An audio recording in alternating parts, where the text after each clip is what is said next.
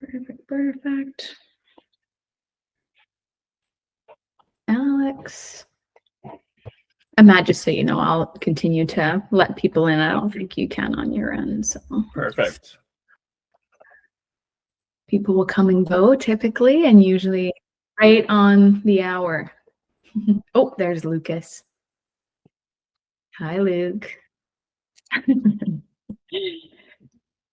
Guys, Luke's my husband, and he never joins any of my webinars. And now he's joined 2 of Matt's, and to say that I'm jealous or upset is an understatement. That's so funny. He goes, I joined one of your webinars. Like, I literally forced you. When we came out with the multi-tool launch, I'm like, Luke, you have to come to my webinar today. And he came, but here's Matt. So Matt, here's Luke. Luke, here's Matt. I think Luke's just dying to meet you, apparently. Aw. Well, that's nice. We've met before. Yeah. And you're making me sound like a real like a fanboy. Yeah. He's got a work crush for sure, I think. Well, that's good. Hey, Jason, how's it going? I've seen lots of familiar faces, lots of new faces. I think we've got kind of 2 communities combining here, so I'm so excited. For those who just entered, we are going to start just a couple minutes after, because typically people show up right on time.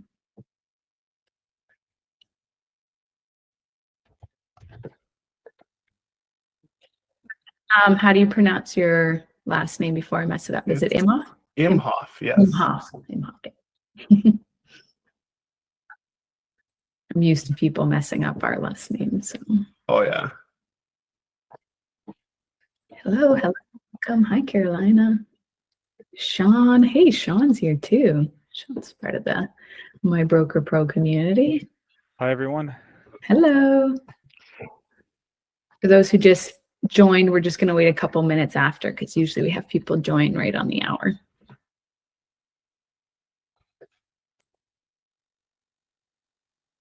We've got people from everywhere. I know Sean's downtown Toronto. A couple other people from Ontario on this call. Oh, they're shy. No words. Okay. Carolina, where are you from? I'm going to click on you just because I can see you. I'm in Whitby, Ontario. Oh, I knew it. Perfect. We still got some coming, so just a couple minutes here, guys, and then we'll get started because Matt does have an appointment right after. So we're going to cruise through all the things and then let them go. I always call, so you guys are welcome to stay on after if you want to just chat or ask questions. Don't ask me questions about penalties because I'm here to learn too, guys. Hey, we can train you up. Yeah, look, and you can do my job. Then I don't have to talk as much. Yeah. I haven't brokered a deal in 2 years, so I don't know that you guys want to take any advice from me. But I'm happy to introduce you guys to Matt if you have penalty questions. Okay, 1 more minute here, and then we'll just get started, and I'll let people in as they come in. So we did have lots of people register, but we'll see how many actually show. Well, they're missing out. Yes, exactly. We will send out the recording to everybody after, just so you guys know. And on that note, I will record before I forget. Everyone smile. A couple more people coming in. Good morning, Sarah. Good morning, Manny. How are you? Doing well. Good. I like the mic. That's pretty awesome. Yeah, fancy. Oh, there's a whole setup here that you're gonna like, Matt. Look at that. So I had to change the back picture. Yeah. There's that's the hair light. That's the hair light. That's the main light.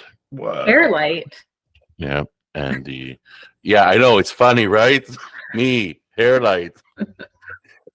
It is funny.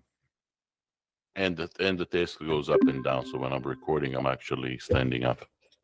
Turns out better. Okay, here you go. Okay, so people are still joining, but what we're going to do is we're going to get started, and I'll let them in as they request. I am recording, so everybody put your Smiles on. And yeah, we're going to get started. So welcome to today's webinar, which is about all things penalty from yours truly, Matt Imhoff. He is the expert in our industry. If you follow any of the ILMB groups or his meticulous mortgage group or mine, he's the expert. So we're going to learn all sorts of things from him. I just had a quick 15-minute call before this webinar, and I actually learned more about penalties in my whole 8 years as a mortgage broker in 15 minutes. So we have a whole hour of Matt's time, and I'm so excited for you guys to learn and, just digest what he has to do so that we can in turn educate our clients and go from there. So welcome, Matt. You can take the floor and go from here. Awesome. Well, thank you for having me. I mean, I'm, I guess, happy and sad that you learned more in 15 minutes. So it just goes to show how our industry in a lot of ways maybe sets brokers up for failure, right? So you look at it like I look at it, penalties are like the death of the mortgage, right? We can talk about life, right? Creating a mortgage. Death is getting rid of it. I mean, I know mortgage originates with, some of those types of words and stuff like that, but it comes down to it for here, if we're just in sales, just focusing on selling that one mortgage, we're not really looking ahead in terms of what could impact the client. So I took a big interest in penalties mostly because I see it as the mortgage return fee. And the fact that we're shying away from this, well, are we shying away because we don't want to get into it or because it's been made overly complex on purpose? So I try to break it down. I try to make things as simple as possible. And so obviously, open mortgage, not dealing with a penalty, HELOC, not dealing with a penalty, variable, closed, where it's typically 3 months interest, unless it's a specialty product. Really, how it differentiates is it 3 months interest at prime or is it 3 months interest at the contract rate? So just knowing which lenders do that doesn't make as big of an impact right now, but when prime was 2.45% and the actual rate was like 1.45, it makes a pretty big difference. And it's something as brokers we need to highlight. So when I look at a fixed rate closed term mortgage, the minimum return fee is 3 months interest. Okay. The maximum is a big IRD. So I see 3 months interest as the waterline. Right. We pay that if the IRD exists below 3 months interest. Where it can get a bit weird is if you're in a lake and you don't know how deep it is, the water's murky. You don't know if you're 5 feet from the IRD coming up or 100 feet. We need to be always calculating the IRD, whether it's greater than 3 months interest or not, because that tells us where we're at. If you have a client with a 2% 5-year fix from 3 years ago, and they're worried about a big penalty, unless it's a specialty product, the penalty is 3 months interest. That's because the lender would love to get that 2% money back and lend it up closer to 5%. So you think about it. If we have a really low rate, we want to love it, cherish it, protect it, port it, maybe get someone to assume the mortgage if that ever happens. When we have a high rate, even if we never planned on breaking the mortgage, we might want to return it. And that's where we really get into interest rate differential penalties. So we're going to do a quick, what I call spot the IRD, very quick. If your rate is the same rate as what the lender says that they can get, we have an interest rate difference of 0. Interest rate difference is 0, interest rate differential 0. All right, penalty 3 months interest. If the lender says that they can get a higher rate, we have a negative interest rate difference. Negative interest rate difference times the term, negative interest rate differential. When it comes to them saying, oh, we can get just slightly less, we have a positive interest rate difference. And it just comes down to it, does the remaining term and that positive interest rate difference create an interest rate differential that's greater than 3 months interest? So that's the big question, right? And lenders have different paths towards getting to that reinvestment rate. Banks have their posted rates and discounts. If we're not paying attention to the posted rates, I read a really great quote here from Carl Sagan. You have to know the past to understand the present. So if you don't know what posted rates, what discounts been applied, don't really know where you're at, how can you advise the client in the present if you don't know where they're at and what the trends and how things have changed? Monolines are pretty easy. It's typically contract to contract. But what we're going to go through is we're going to get into our time machine. And we're going to go back in time, and we're going to look at why we weren't really recommending bank 5-year fixed rate mortgages. So we're going back to like March 2021. We're going to have a 5-year fix, I think at 1.74%, Scotiabank. And having it where maybe, without seeing what was going on, we were recommending, hey, maybe go with a monoline. Hey, maybe go with a shorter term. Hey, maybe go variable. And we all saw how it happened in 2022, 2023, but just understanding, the landmines that were set for the clients. How would they win? How would they lose? And at what point did we have it where this big IRD basically got whittled down to 3 months interest because the lender raised their rates? So we'll go through that scenario, and then we're going to go through, let's say we have a client, 5-year fix with Scotia. They lock in at the peak in October, 6.5%. And we're going to go and show that maybe there's an opportunity for that client. They just don't know about it. And that's where you need to reach into your database, reach out to those clients who may be lost. They went to the bank directly, and map out an opportunity to save them money, get them to maturity faster, lower their payment, lower their future penalty risk, and best of all, they get to work with a broker. At the end of the day, if we do that, we don't need to match or beat the rate, because brokers are proactive, banks, they're reactive. They offer the client the highest rate that they're willing to accept to come to them unrepresented. So 2 great scenarios. We'll have tons of questions, whatever can help. If there's anything where you think I'm going a bit too quick, save your question, put in there. I do have some resources I'll send out to you, some of the basic stuff, so you can kind of watch on your own time. I'm really trying to go high level so people see where they're at, and then figure out how I can get you to the point where I can help you to become a prepayment penalty expert. Sounds good? So I'm going to share my screen here.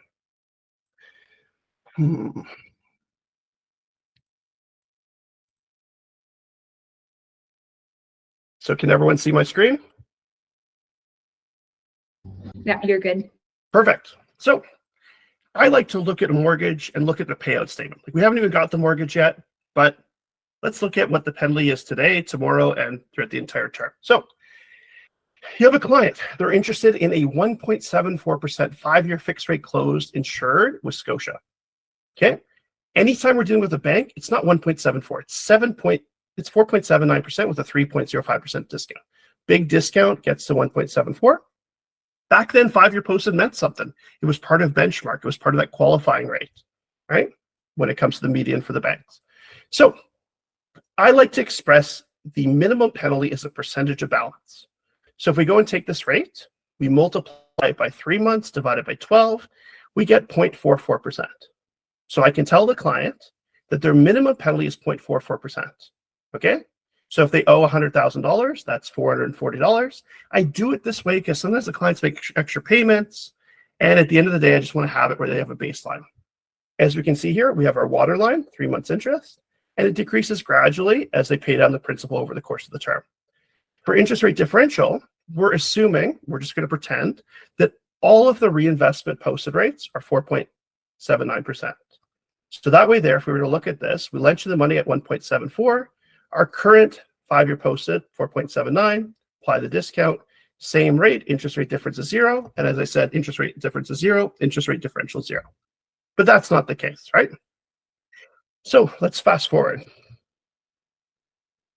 We want to identify what has to happen for the IRD to increase above 3 months interest. So we said we had to have a positive interest rate difference. And because the rate in 3 months interest is so low, it would only have to drop 0.1%. So immediately after closing, for Scotia to trigger an IRD greater than 3 months interest, they'd have to drop their 5-year posted from 4.79% to 4.69%. Applying the same discount, they're saying we'll lend you the money at 1.74. We can only get 1.64. If we were to go and look at, say, 4 years remaining, it'd have to drop to 4.67, 3 years 4.63, 2 years 4.56, 1 year 4.34, and 6 months 4.12. Okay, so we're going to go and look from there. So now we're going to go and look at 1 year in. Okay, so here's what's happening in the math. We lent you the money at 1.74. We can only get 1.62%, interest rate difference of 0.12%. which is a higher interest rate difference than when we started. It was 0.1%. IRD just above 3 months interest. It just gives the idea for the lender, and I call this the IRD trigger rate. The IRD trigger rate with 4 years remaining for this mortgage is a 4-year posted of 4.767% because we apply the discount to get the comparison rate. But that's not what we were looking at with Scotia. Here's what we were looking at with Scotia. If you got this mortgage here and we were mapping out the entire term, this is the landmine that the clients are seeing. First 6 months, because the posted rates are the same, interest rate difference is 0 because the comparison rate and the contract rate are the same. At 53 months remaining, Scotia would go and say, hey, the rate is 3.89%, which would increase the penalty from, $2,175 to just under $18,000 because their 4-year posted is this. And at 53 months remaining, we know they compare to the 4-year. We look at this from 53 to 8 months remaining, we're tracking an IRD greater than 3 months interest. So how does this go away? This only goes away if they go and increase the 4-year, 3-year, 2-year, 1-year posted, in which rates typically have to go up for them to raise the posted rates. So we see here 53 months remaining. What are they saying? So we already know here, close April 1st, November 1st, here's our balance. So we've paid down, close to $10,000 in very quick because so much is going towards principal. The IRD math is we lent you the money at 1.74%. We can only get 0.84%. I don't know about you, but I don't remember a 4-year fix with anyone at 0.84%, let alone a 5-year variable. 0.84%. So they're saying if you return this and you got a payout, we can only get 0.84% when a 4-year rate at this time might have been closer to 2%. They're lying to the client with their posted rate and discount math. So in this case here, we see the big discount, interest rate difference of 0.9%, 53 months of 4 years and 5 months remaining. Instead of having a penalty of 0.44%, we have a penalty of 3.63%. So like 9 times, right, what the minimum is. And if we think, 8 times 3, we're talking 24. We're talking like 2 years worth of interest, right? 1.74. This is more than double. So at this point here, you would owe us 2 years of interest to break this mortgage early. It's insane, right? And so obviously if the client has no intention of breaking the mortgage, then you just keep trucking along, right? So now we fast forward here to one year into the term, so 48 months. And now we're starting to see the rumblings of rates coming up, right? At this point here, if the client was like, you know what, I want to go and break my mortgage, well, here's the math, right? In this case here, 48 months, we compare to the 4-year. We lent you the money at 1.74%. Our current 4-year, it actually increased at this point, 4.39%. Apply the discount. We can only get 1.34%. And you're like, but your 4-year fixed is closer to 3% at this point because rates have been going up. Interest rate difference of 0.4%, 4 years remaining. We still have a penalty that's closer to 9 months interest, 10 months interest, okay? Even though they're not offering a 4-year fixed at 1.34%. And in fact, they probably never offered a 4-year fix at 1.34%. We fast forward here another month, right? Where rates are still going up. We're starting to see some Bank of Canada increases. And what do we see? They raised the 4-year to 4.79%. Same here. So they're basically saying, we lent you the money at 1.74, we can get 1.74. You're like, well, no, you can't. A 4-year fix right now, you're saying is 3.5, 3.75. Interest rate difference is 0. Interest rate differential 0. We're back down to 3 months interest. But if we look at the landscape, we still have points where unless they raise those shorter term, 3-year, 2-year, 1-year posted rates, we have an IRD greater than 3 months interest. It's emerged above the waterline. Fast forward to June 1st, they've raised the 4-year posted again, 4.99. In this case here, they're saying we lent you money at 1.74. If you return it, we can earn 1.94. Right? Interest rate difference is negative 0.2%. Our interest rate differential becomes negative. But even though the 3-year, 2-year, and 1-year may have increased, they didn't increase enough to trigger for the IRD to drop below 3 months interest. Fast forward here again to July 1st. Rates have really started to come up. In this case, you're 45 months remaining, still compared to the 4-year. But now since the 4-year is 5.64%, they're saying we lent you the money at 1.74.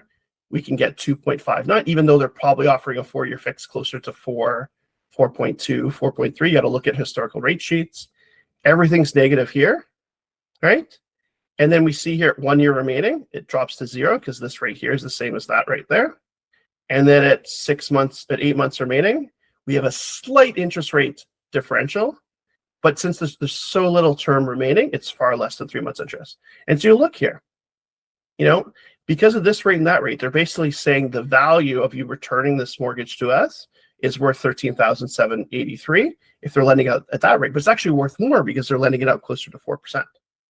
Still charge you 3 months interest no matter what. And so you look at this mortgage, it took a while. It took a while before the penalty dropped below 3 months interest. And then this mortgage here has it where, I mean, these rates have continued to rise. It progressed through the term. The penalty is still 3 months interest because the interest rate differential is very negative. So now let's look at a more recent mortgage, okay? So let's say you have a client, they're not even your client yet, and their mortgage is coming up for renewal. So they had it where Scotia reached out to them, early renewal, and said, yo, rates are going up. Bonds are super high. It's October 2023. And they're like, oh, we just got to lock in 6.5%. So they lock in at 6.5%. So 6.5% is really 7.04, 0.54% discount, 6.5%. In this case here, if all the posted rates are 7.04%, interest rate difference is 0, interest rate differential of 0. Penalty's 3 months interest, but instead of it being 0.44%, it's 1.63% because the rate is 6.5 instead of 1.74. We go and we identify the IRD trigger rates. What has to happen day one to trigger an interest rate differential greater than 3 months interest? So in this case here, we'd have to see the 5-year posted drop from 7.04 to 6.65%, apply the discount. The math is if they said we lent you the money at 6.5%, we can only get 6.11%. Interest rate difference of 0.39%, 5 years. And the reason why we need a bigger interest rate difference is because the water line, there's more water in the lake, right? Takes more for the IRD to emerge above 3 months interest. In this case here, as we progress through the term at 4 years remaining, it could be 6.57% because there's less term remaining at that point. So 4 years remaining. So we look at this mortgage and we go and say, okay, what's the risk to the client? So we know our current posted rates. And what do we see here? We see that because the 4-year posted is the same as the 5-year posted, that as long as we're compared to either the 5-year or 4-year, the comparison interest rates can be the same. Interest rate difference is going to be 0. So we see that here. Meaning those posted rates have to drop for the interest rate differential to increase and eventually increase above 3 months interest. Since the 3-year, 2-year, 1-year, and 6-month are all higher than 7.04, they're all negative, right? Meaning posted rates have to drop for the IRD to increase. So we look at it here. We fast forward to today, right? And we look at it. Bonds have dropped, 0.8%. Actual rates for Scotia for a 5-year fix are closer to 5%. But since Scotia's only lowered their 5-year posted from 7.04 to 6.79, we apply the discount. The IRD math for the 6.5% mortgage is we lent you the money at 6.5, we can only get 6.25. And you're like, this doesn't make sense. You're lending money at closer to 5%. And so we look at this. If this client reached out, so let's say you have it where, this client, they went to Scotia, years ago, Scotia locked them in early renewal. They think that they have a big penalty, but, they just found out their neighbor got a 5-year, 5% fix with Scotia. So they're going to reach out. Never hurts to reach out. They reach out, they find out that their penalty is 3 months interest, but they don't want to work with Scotia anymore. They want to work with a broker. They reach out to you. So in this case here, what would we know? We would know that the penalty is 3 months interest because they told us. We would know that the IRD is less than 3 months interest. But if we don't have the training and the resources to see what's going on, the water's murky. We don't see the bottom. We don't see what it's going to take for that IRD to rise above 3 months interest. And so what we really want to avoid is a situation where we have this client, we're like, awesome, we can get you approved. We got you approved with TD. We're going to move to a 3-year fix at 5.3%. You're going to recoup the penalty after, say, a year and a half. We're going to get you to maturity faster. And, you get to work with a broker. We've lowered your payment. And so what do? They fill out an application without really knowing the urgency. You have it where, we need an appraisal. Okay, that's fine. It's going to be worth what it's going to be worth. you're going to reimburse the client afterwards. So they pay for it. TD makes them pay. You'll reimburse them once the mortgage funds. You could use a lawyer, but FCT, platinum refinance, all that's much cheaper. And so what happens is we have it where say it takes 3 weeks before that payout's ordered. But in those 3 weeks, what does Scotia do? They realize we have expensive mortgages leaving.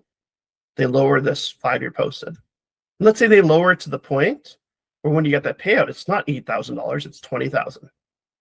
And that client is looking at you saying, like, why is the penalty $20,000? And you're like, you're not paying attention to it. And so what happens here is now they either don't have the money to pay it or the math doesn't make sense. They tell you to cancel the approval with TD. They're just going to stay in their 6.5%. And then they send you a text message asking when you're going to reimburse them for the $600 for the appraisal. And now you have it where you lost them a second time. Like, you couldn't show the value the first time. You had a golden opportunity because Scotia was being reactive, not proactive. They didn't call them to say, hey, pay 3 months interest. You can lock into a 5% 5-year fix and save a bunch of money. They don't do that because that costs them. They leave money on the table to do that. So that's why for here, we're going to look at a broker that's paying attention, maybe a broker that's in my training where we're mapping this stuff out. And we go and see, well, what has to happen before to cause that IRD trigger rate at this point. So let's say we have it where Scotia we're working with the client, we're explaining to them, hey, like, we're up against the gun. Scotia lowers their 5-year posted. And we have it where, they're aware they have the money to pay the penalty. Scotia lowers their 5-year posted by 0.15%. So now the math is we lent you the money at 6.5. We can only get 0.4% discount. IRD still less than 3 months interest. This is the decision point. This is the point where they need to go and say, do we ride it out, wait the week or two before we get the payout and have this drop further and the IRD increase?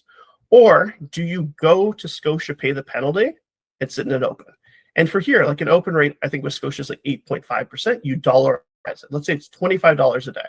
And you say to the client, you're like, look, this is the only way to guarantee the penalty, right? If they're spending money on an appraisal, you're not going to reimburse them if the penalty goes up when they could have done something.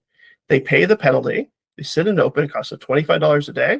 Let's say you're 20 days away from moving them. You go and say, look, that's $500, okay? If it takes longer than 20 days for me to move you, I'll cover the difference. If it takes, let's say, 25 days, I'll reimburse you the $125, 5 times 25. Unless I can improve on your rate. I have an approval with TD at 5.3%. If I can get 5.25, that more than saves them the $125. And if rates are trending down, you might want to take a little bit more time to lock in the best possible rate when it comes to moving. So they're aware of the plan. They go, they pay the penalty. They're sitting in an open. Obviously, you've done this. The appraisals might have already been done. You got the conditions done. You're aware of your timeline. Because if they do nothing, and then Scotia goes and lowers the posted rate again, let's see how much they lower it by, 0.1%. So if they go and lower it another 0.1%, now the penalty is increased by $1,700, far more than the $500 they would have paid in extra interest sitting in the open. And so that's why it's very important that we're aware of this. And let's just see if I have any other slides. But that's basically it. Just knowing where we're at and understanding this, knowing from this mortgage here that they had a 5-year posted 7.04, knowing that the current posted rate, is 6.79%, that they're saying we lent you the money at 6.5% when they can only get 6.25. It's a disconnect from reality, and these are the opportunities. And so when it comes to the banks, it's not that the banks are unfair. You look at it, there's opportunities for these mortgages you wouldn't see with a monoline. A monoline would say we lent you the money at 6.5%. Our current conventional 5-year fix is 5.5%, and you'd pay a significant IRD. The thing with the banks are, if you don't know the rules, is you have situations where there's a ton of opportunity, but you're not aware because you or your clients are falsely thinking that there's a big penalty with the 6.5%. And then what happens for any new mortgages that people are getting, because the posted rates are so elevated and they have nowhere to go but down, there's so much more risk because those mortgages could close and they could immediately cut their posted rates by 0.5%. So they have to stack on risk for new mortgages to leave opportunity, and it balances out. Whereas the monolines are pretty fair in the sense that these are actual rates that they're offering. So, they're going to be fairer for new mortgages, but they're fairer for existing mortgages in the sense that they're charging a penalty that matches, you know, their business model or what they're dealing with. So lots of things to look at here. And really, if we go back to Carl Sagan, you have to know the past to understand the present. You have to know the posted rate, right? The discount received. If you're just focusing on this rate and comparing it to Scotia's current 5-year rates, you're going to think that there's a bigger IRD that actually doesn't exist. You need to know the discount. You need to know what the current posted rates are, what rate that they're saying, you know, that small interest rate difference would create an interest rate differential less than 3 months interest. And then you need to know what has to happen to cause the penalty to go up and what your options are to mitigate that. And doing this, like you're going to do better business, you're going to close more files, you're going to be more in control, you're going to be an expert, and you're not going to have to compete when it comes to rate. At the end of the day, brokers don't have to match or beat the rate. It's a bonus if we do. It's a mispricing by the lender. It's maybe them not seeing an opportunity that we're seeing. At the end of the day, we slice off value by understanding the products and choosing a product that really suits the clients and has it where we're mapping things out. If they pick a risky product, we apply the warning labels and we try to mitigate the penalty as much as possible. But at the end of the day, we have it where we really just want to be sure that we're in control and that the client is aware that we're not a race to the bottom when it comes to rates. And for here, at the end of the day, the sooner we talk about rates, the sooner we give up on any value that we provide. Are we going to be competitive on rates? Yes. Okay. Are we going to have someone pay 0.5% more to go with us? No. We're going to have someone go on the B side with us and not show the value versus A side with RBC for some reason that could approve them. No, we're not going to have that. But at the end of the day, if our rate is 0.1, 0.15, 2% higher, they're paying for an expert. They're paying for someone in the corner that's proactive, not reactive. You know, if they know everything about mortgages, they can self-manage, right? They don't think they're going to break their mortgage, then they can self-insure, take that low rate, take that cash back. We explain to them you win by finishing the term and you hope that your penalty is 3 months interest if you need to break. But maybe, based on what you've told me, maybe it's worth paying a little bit more, $50, $80 a month, for what I call prepayment penalty protection with a lender like First National that has to use actual rates to trigger these penalties, that rounds down to higher rates that decrease the likelihood of an IRD. Maybe that's worth it because you've identified that you want to tear your house down in 2 years and build something. Where, you know, the bank's not going to let you keep your existing mortgage like that. Just having we're mapping these things out and we just try to really define what's going on. And that's where we just have it, where we look at all the penalties, we look at all the situations, we see the levers, right? For the banks, the only way they can increase the penalty is by lowering the posted rates, right? That's their only lever, right? And so it comes down to just being aware of this. Even if a client makes a decision that we disagree with, we can warn them, we can protect ourselves, our business, our livelihood. As well, we can help them mitigate. We can make sure that they're aware of like, hey, this stuff matters. If you're thinking of listing and selling your home, I should be like the first or second call that you make so that I can see where you're at and I can map out and I can mitigate. And it's not about me saying I told you so.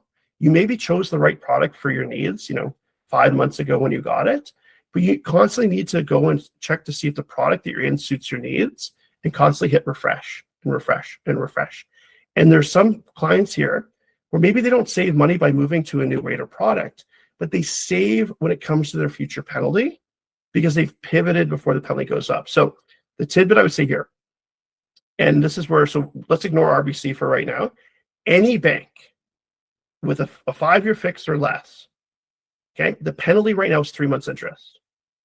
Okay, that's my big tip here. The penalty's 3 months interest. I've looked at all the scenarios, 3 months interest, right? With that Scotia one there, it can drop 0.15% before the penalty goes up. If you can find a mortgage where you can add value, right? Lower their payments, save them money, lower their future penalty risk, get to maturity faster, get to work with a broker, add enough value in which paying 3 months interest justifies it, you need to engage with those clients, you need to find them, and then you need to reach out so we can identify the IRD trigger rate of what has to happen for the penalty to go up. And then you can lay out the options to the client. Option A, I get you approved and we risk it. And here's the pros and cons. Option B, at this point here, you pay the penalty and go into an open while we complete your transition to a new lender. And so that's where we're just looking at these opportunities because the banks aren't going to tell their clients and brokers that their penalties are discounts. They're just going to have them focused on, other things. and leave this window, this opportunity, and just hope that it shuts once they start to cut posted rates. So that's my presentation. Thank you so much. That was amazing. Again, I didn't know this much about penalties, and I've been a mortgage broker for just about 8 years now. I want to highlight some of the things. I've got some questions for Matt here, and if you guys have any questions, please feel free to throw them in the section or go live after this too. But I just want to highlight some of the things and the language that he used to discuss this with your clients too. The first one I really liked was going back, you just mentioned it again, but going back to those clients that you lost and identifying the opportunity now. So when you lose a client to the bank, and right now, you know, a lot of us are competing with rate, as Matt said, which we shouldn't be because we have a service to offer as well.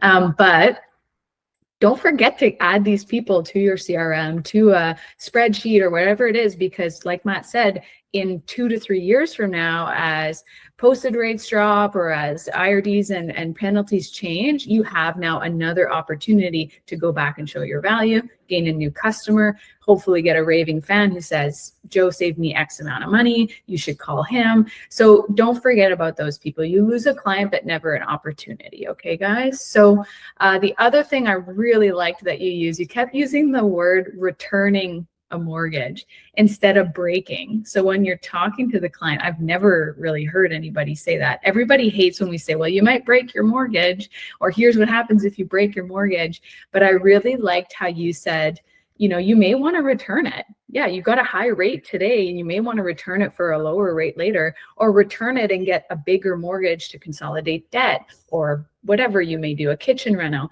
That word returning actually sounds a lot better than breaking. So thanks for introducing that to me, because I think that's language that we should all use instead of the negative word breaking. Obviously, that's something that we use in our world, but sometimes learning things that are a little softer, like instead of saying you're going to a B lender, we say like alternative or bruised credit.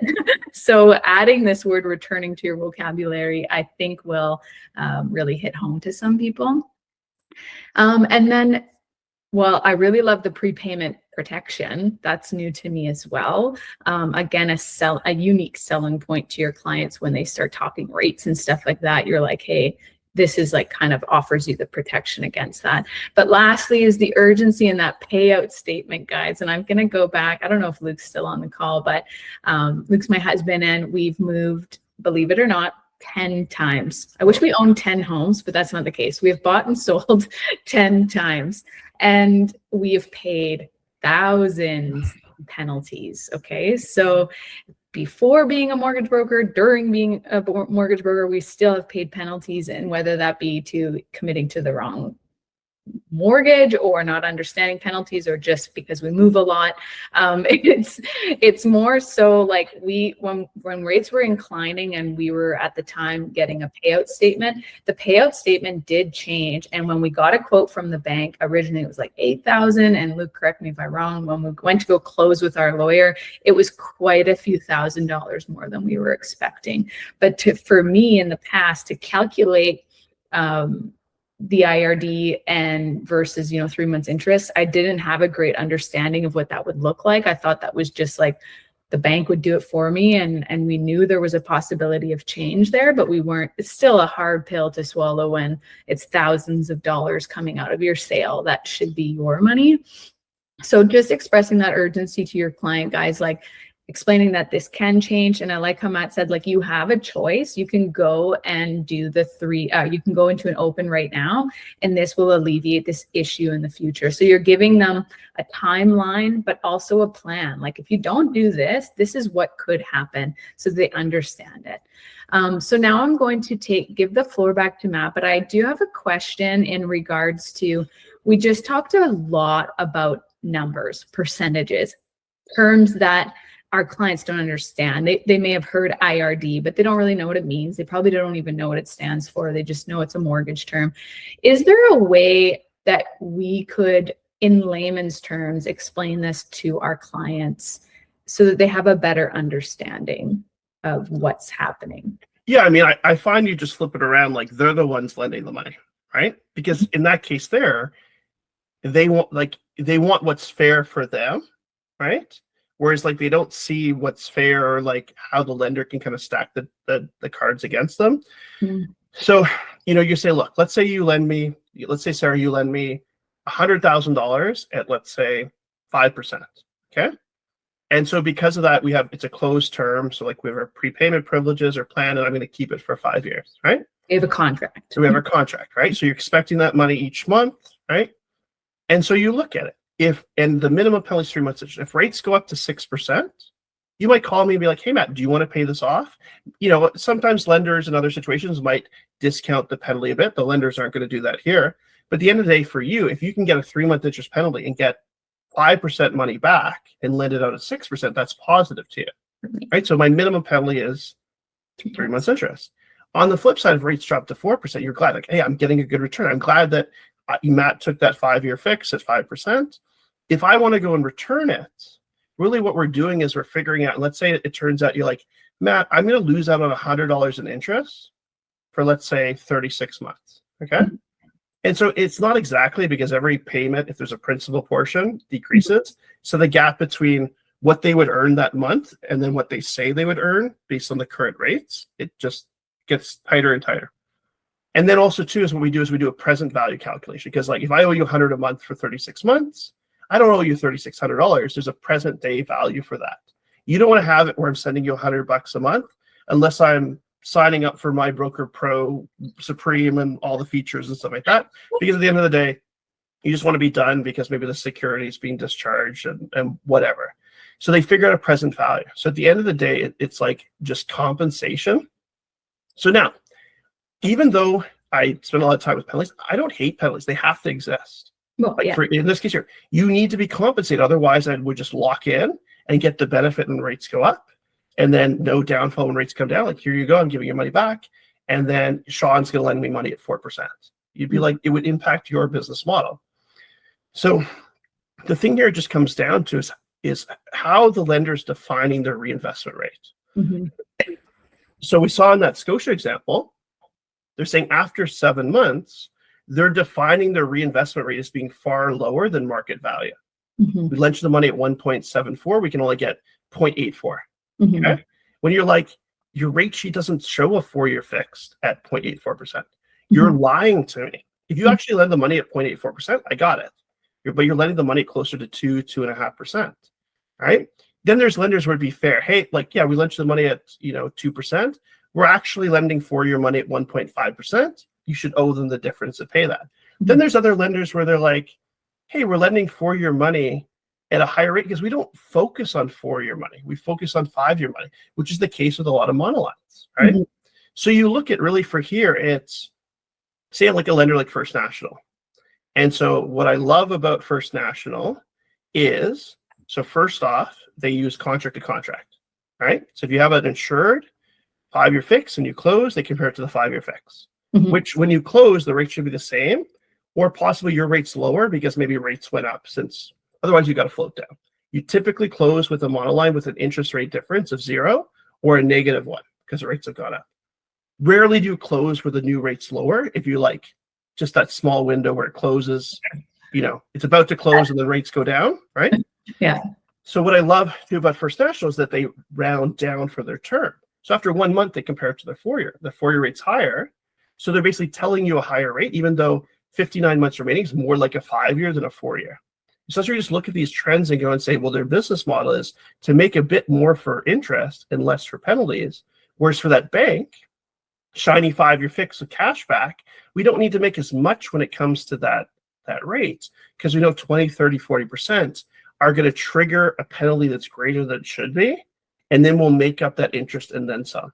It's just the lender's business models and just explaining for here, like you can't have your cake and eat it too. But I try to frame it around like, if they can admit that it's unfair to like only pay 3 months interest when they can't earn, the interest or close to the interest, then they see it how they have to compensate the lender.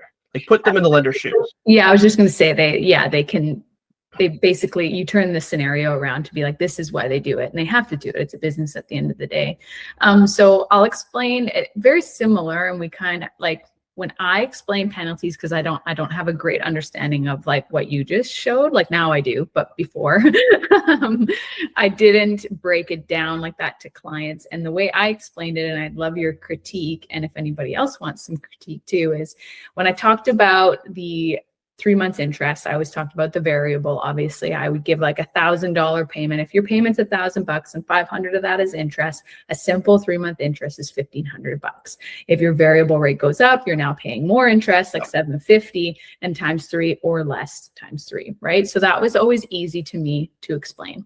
But when I got to the IRD, and even some brokers, when they asked me, how do you explain IRD? I'm like, I just say that you can't really calculate it, because we have to know at what point you're going to break that term, which that date doesn't exist yet. We don't know when you commit to your 5-year fix today, we don't know when you're going to break your term, if you're going to break your term, or sorry, give your mortgage back. What did we say? Return your mortgage. Return your mortgage. We don't know when you're going to return your mortgage. So I would say we need to know the difference between the rate that you have now and the difference of the rate then. And then I would go into detail how some banks have posted rates, others don't. So it really depends on which lender it is to figure out that gap times the remaining months. So I would typically explain, if we're in an inclining rate environment, which we have been for the past few years, your penalty will likely be lower for the IRD, because they could make more money if they were to resell that loan. But if we're going in a declining rate environment, which we will be now going forward, likely, your penalty would be higher because the bank is now losing money. That difference between your rate, they're not going to be able to recoup that expense. So when you sign that contract, say I'm going to pay you for 60 months, and now you're like, I want this lower rate, they need to make up the money. You need to compensate them for breaking your contract. And then they would be like, okay. So is there anything there where I can improve on, or tips that you would I thought think? it was really good. The thing here with this is, like we did with the first Scotia example, is we looked ahead to see what rate they would be telling us now if all you did was progress through your term. So the fact that they were saying, if nothing changed, that we could only get 0.84%, they're lying. It's lower than what the market is. So in that case, they've baked in a penalty that's bigger than it should be. Yeah. Right. And what they do to entice people to get that is they offer a lower 5-year fixed rate. Right. So that's where for there, it's just kind of looking at that. Like right now, you know, where the risk of the bank 5-year fix is the fact, one, it's a 5-year. The longer the term, the more risk from a penalty perspective. But also, two, is that they can cut these posted rates. So I'll give an example with RBC, and why I said RBC is, you know, has some IRDs that are greater than 3 months interest. There's mortgages that close. Let's say you close with a 5-year fix at the highest, the peak of the 5-year posted. And then we've had, I think, 2 cuts with RBC. So their posteds drop 0.35%. Okay. So if you were to go and return that mortgage, whether you have 59, 58, 57 months remaining and your rate was 5%, RBC is saying we lent you the money at 5%. We can only get 4.65%, which is lower than probably what people are getting. Right. So they're telling them a lower rate. Whereas that Scotia example we went through, the second one, 6.5%, Scotia's telling them a higher rate, right? Which is a lower penalty.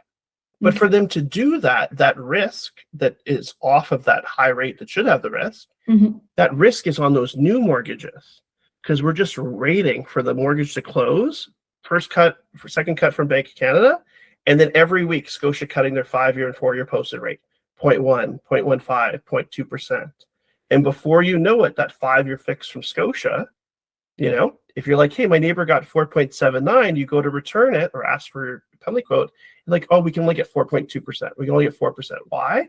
Because they cut their 5-year posted 0.8, 1%, because they don't need it to hover, you know, like, I don't know, 1.7% above. They're fine if it hovers 1.5, 1.2%. So that's where they can manipulate. Whereas like the monolines, these are actual rates they have to offer.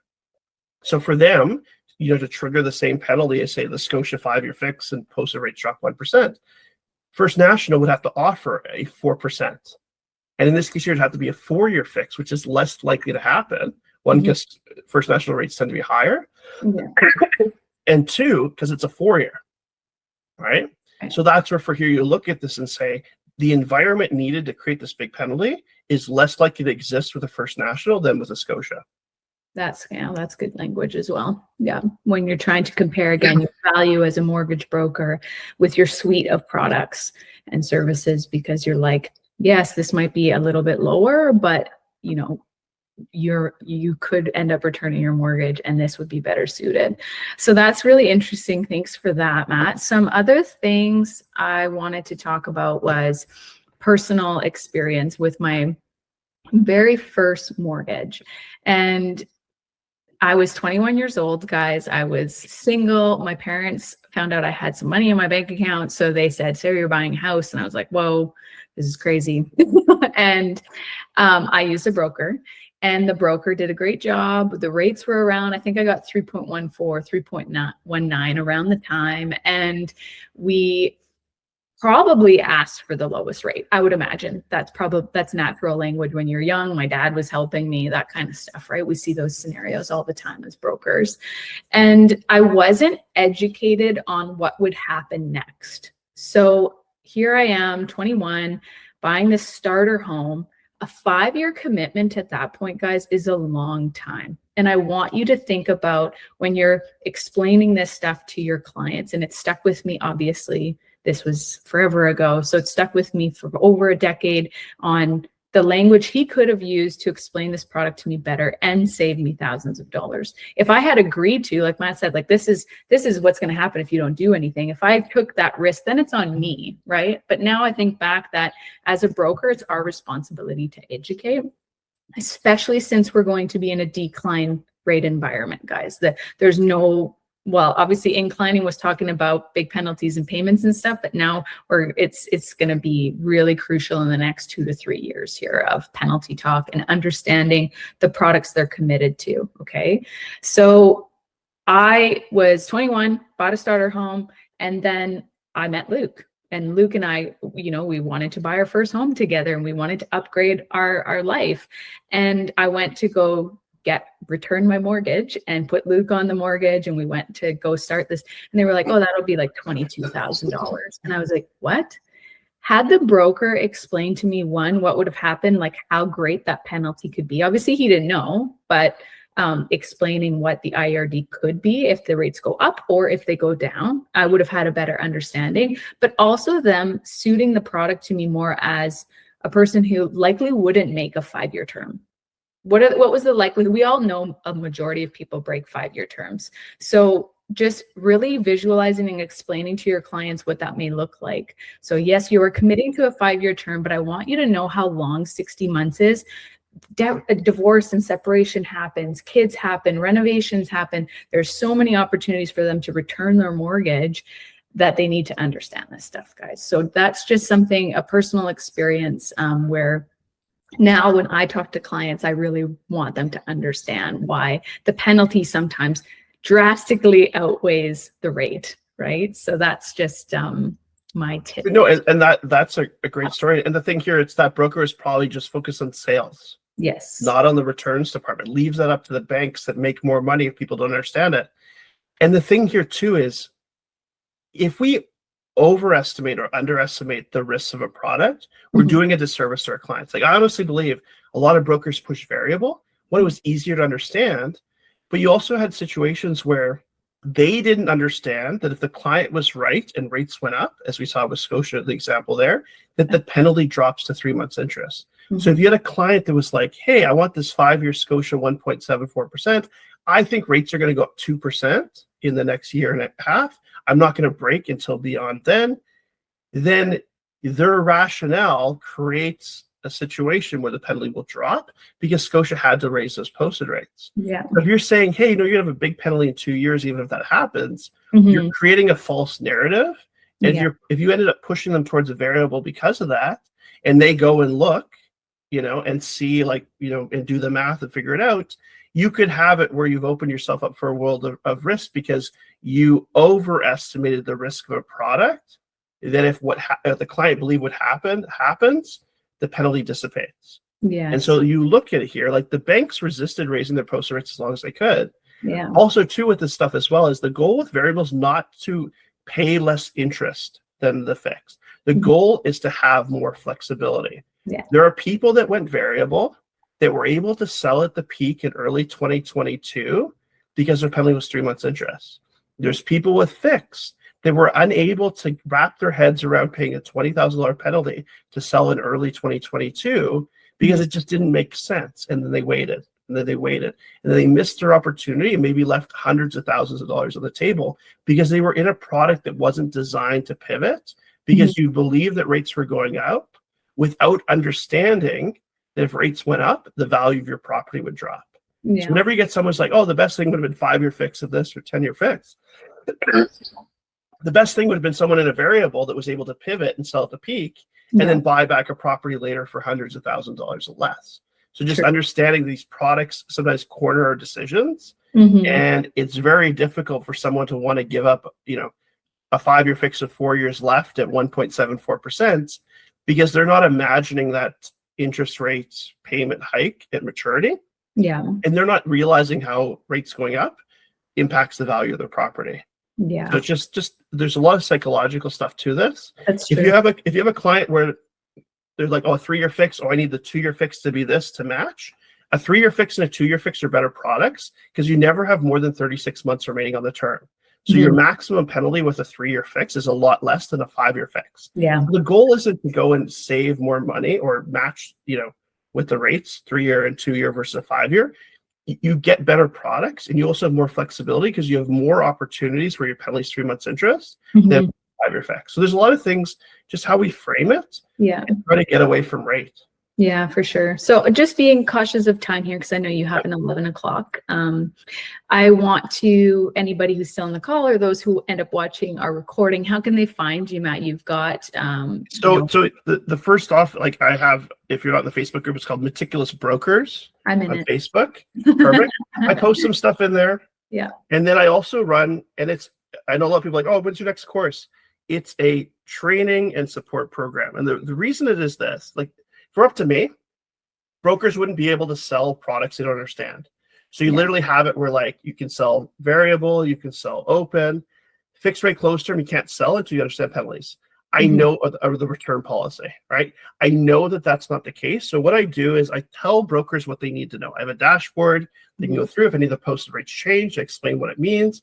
We prioritize. We have 3 training sessions per week, track the posted rates, track references. You can book a one-on-one call with me that other people can piggyback off of and ask questions. But at the end of the day, my job here is to help brokers be prepayment penalty experts